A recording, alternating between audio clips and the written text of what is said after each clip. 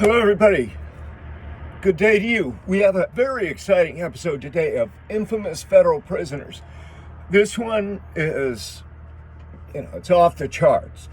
But before we get to that, go ahead and hit that subscribe button right now, if you would, please. I need you to subscribe to this channel. It doesn't cost you anything. It's easy to do. Just hit that button right now, subscribe.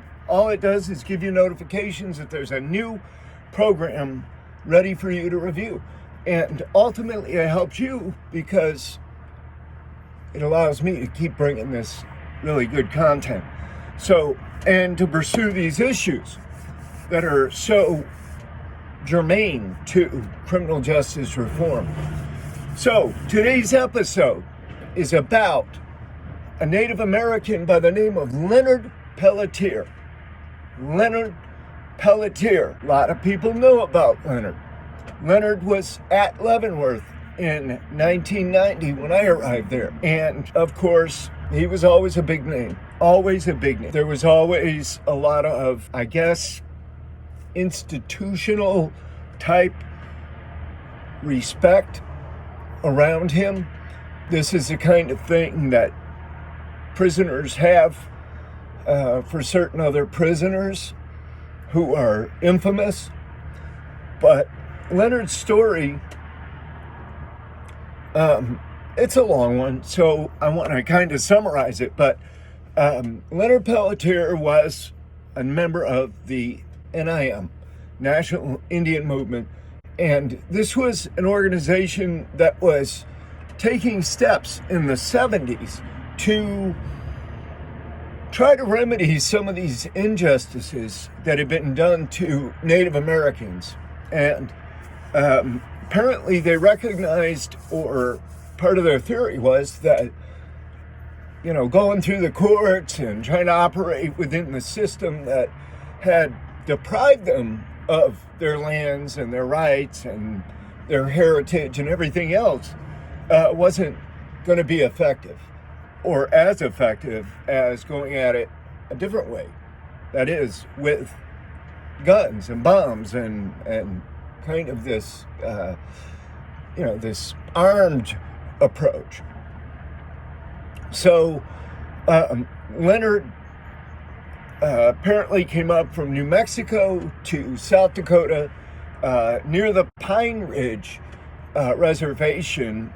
About 12 miles away is a place called Wounded Knee. So most people have heard of Wounded Knee. This is where this shootout occurred. It occurred on the morning of June 26, 1975. There was a shootout.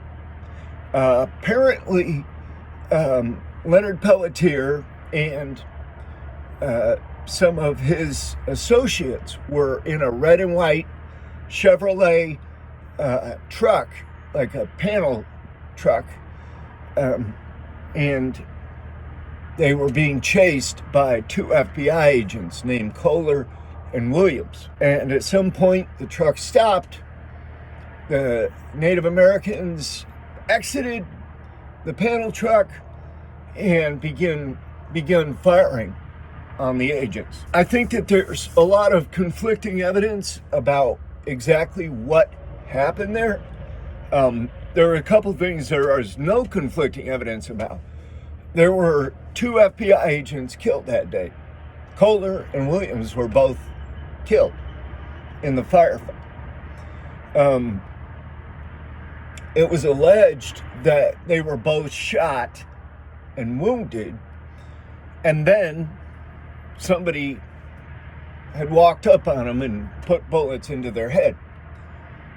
It was alleged that this was a .223 caliber rifle, an AR-15, that was in the possession of Leonard Pelletier. And,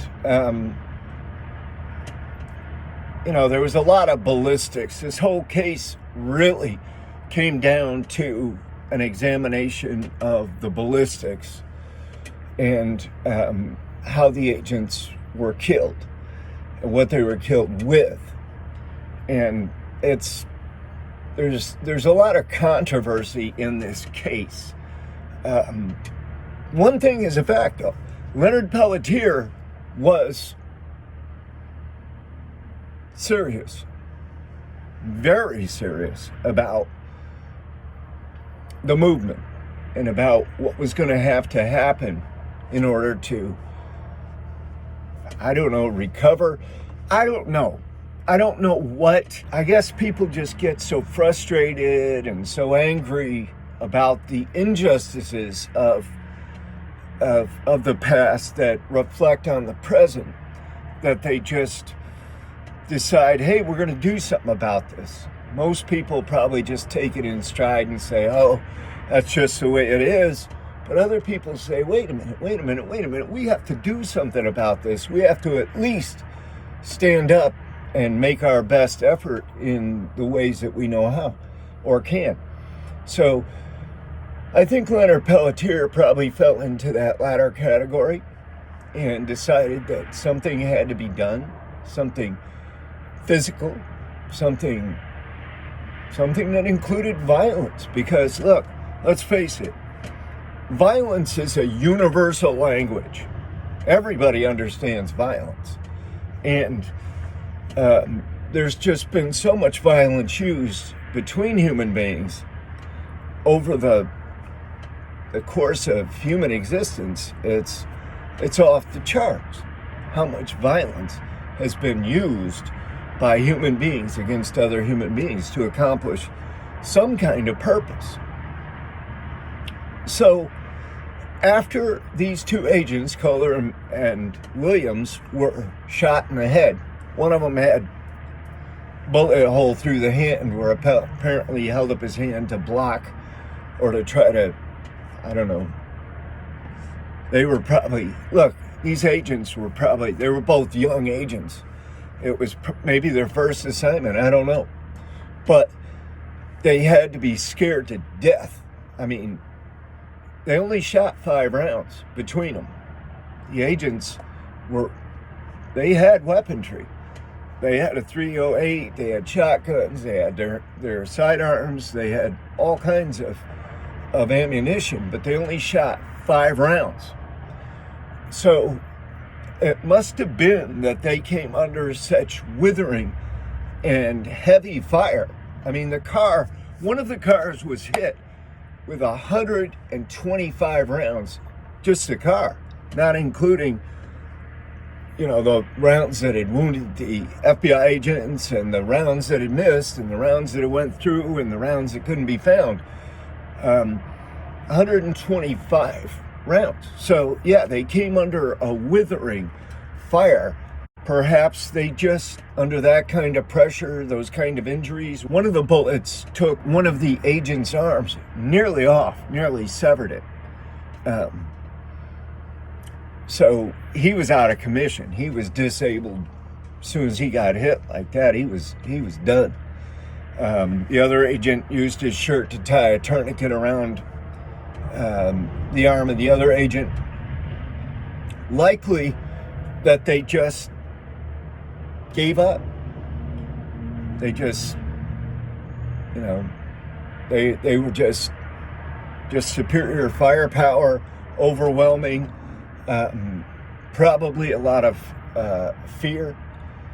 That kind of a situation where when you're subjected to mortal attack. I mean, there's lots of stories where guys in prison, they get stabbed, and they would just, their cellies would stab them, or they would come under attack and they would just freeze.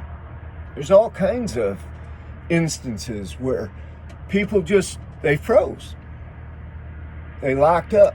The fear, the suddenness, the surprise, that sudden knowledge of, hey, I'm under mortal attack right here. Now, I mean, some people react the other way. Some people just go apeshit when they know that they're under mortal attack.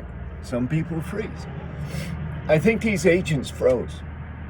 I think that they really didn't want to be in a firefight with all of these Native Americans who had long guns and high-powered rifles and were blasting holes through their cars and just withering gunfire that they knew they couldn't do anything with. I think they just quit. I think they just hoped that if they lay down and maybe play dead or maybe just lay there, that they would just leave. They would just go and leave them there. But they didn't. Somebody, allegedly Leonard Pelletier, walked up on them and shot them in the head while they were laying there, killing both of them. So a little while later, this station wagon, after this event, there was a place called Jumping Bull Compound, a tent kind of a compound relatively close to where the shootout happened. So all of those people came running out. They ended up taking one of the agents' cars and just stripping it of everything. Took their guns, the long guns, the handguns, and just, stripped everything down and took everything that they could get their hands on, I guess. I don't know what exactly occurred in the aftermath, except that it appears that everybody just kind of split up and went different directions. But the thing that happened was, and these things always happen behind these incidents, it's really kind of a strange thing, but it's happenstance, right? This station wagon is going down the highway near Wichita, Kansas, when it blows up. Boom! In an explosion. And what had happened was all of these weapons and explosives were in this station wagon. It must have been an old rattly station wagon or something. They were all piled in there and apparently got too close to the exhaust, and it ignited some of the explosives. And then those explosives ignited others, and the car blows up. Well, when they examine what's in the car, they find Agent Coulter's .308, and they find the AR-15 that the FBI says fired the rounds that killed those FBI agents.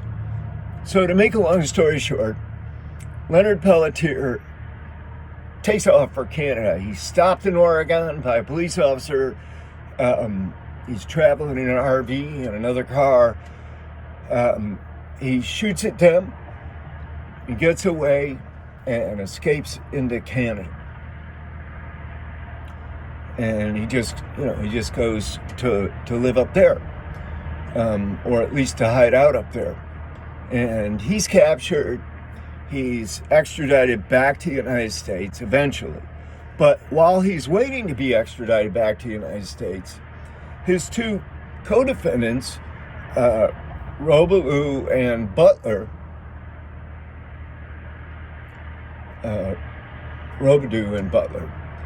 they go on trial in the U.S. District Court. And they use a self-defense argument in a jury trial. And they're acquitted. The jury acquits them. Not guilty. Not guilty. Not guilty. Not guilty. So when Leonard Pelletier was finally extradited, they, he had a change of venue in Fargo, and then they tried him. The problem was, of course, the first trial, you always have your best chance of success. Out there, in that area, 8th Circuit, you're up in the Dakotas. You've got people up there who, are not so keen on the government or government agents or government intervention and so forth and so on. So, they're ready and willing to acquit in some cases. But in Leonard Pelletier's case, when this was moved to Fargo, the prosecution in the U.S. Attorney's Office had already had a first run at it. They already knew what kind of evidence was going to be presented. They knew what they did wrong in the first trial. They had a complete, believe me, they went through this thing tooth and nail, iota by iota. They went through and analyzed what happened in that first case and decided to change everything in the second case and make sure that Leonard Pelletier wasn't going to be acquitted. And I can tell you, and everybody knows, that, the integrity of law enforcement, it's just not there. The integrity of law enforcement, it's people that know anything about, have any dealings with law enforcement, they know and understand that, especially in these big cases where you've got FBI agents murdered, what have you, they're not gonna let you get away.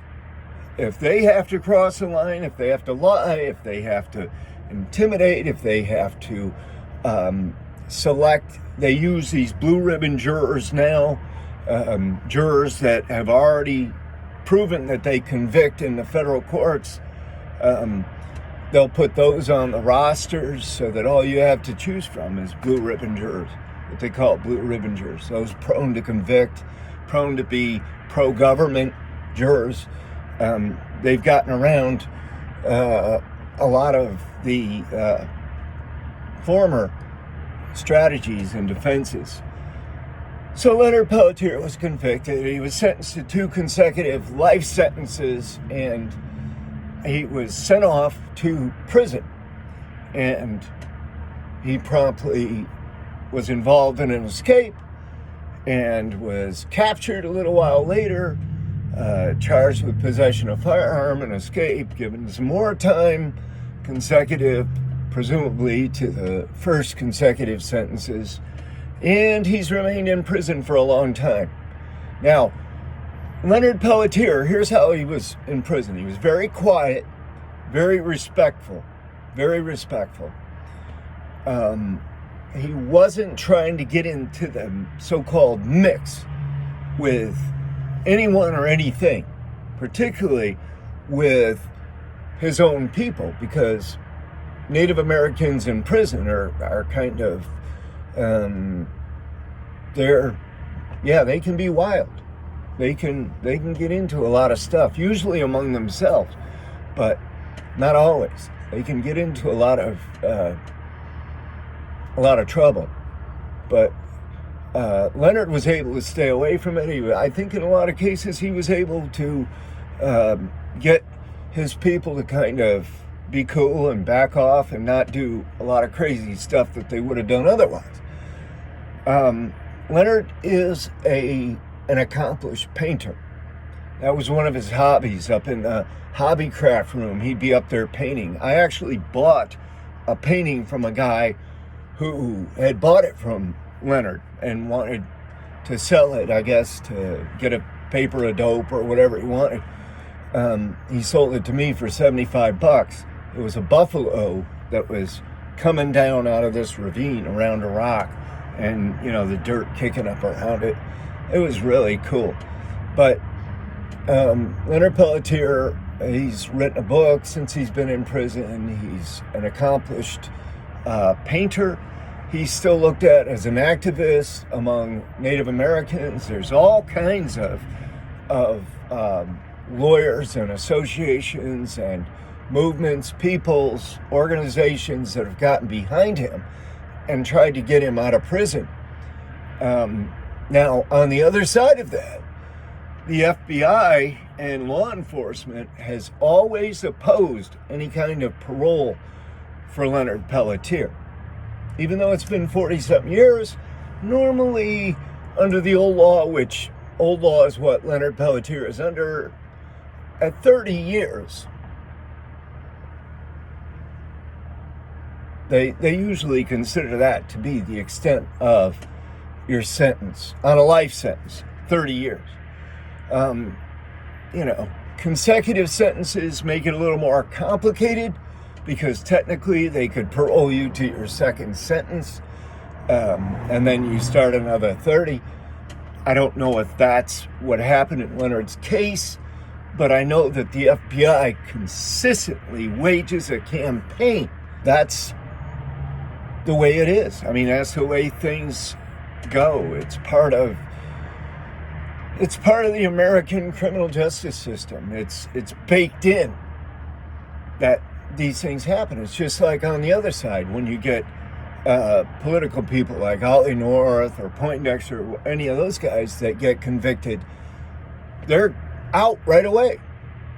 They're they don't keep those guys in prison very long, or FBI agents or any kind of law enforcement. They always grant their appeals on some grounds that anybody else that raises them is going to get denied, boom, right off the bat, summarily, but they'll give them that kind of play. That's just the way it goes. But Leonard Pelletier, infamous federal prisoner, I'm Jack Powers. Here's some of my books. Look, if you haven't done so already, please buy one or more of these books. This helps keep me going. It helps me to produce these programs, and it gives me a hand in re-entry and adjusting my own life after nearly 33 years in federal penitentiaries.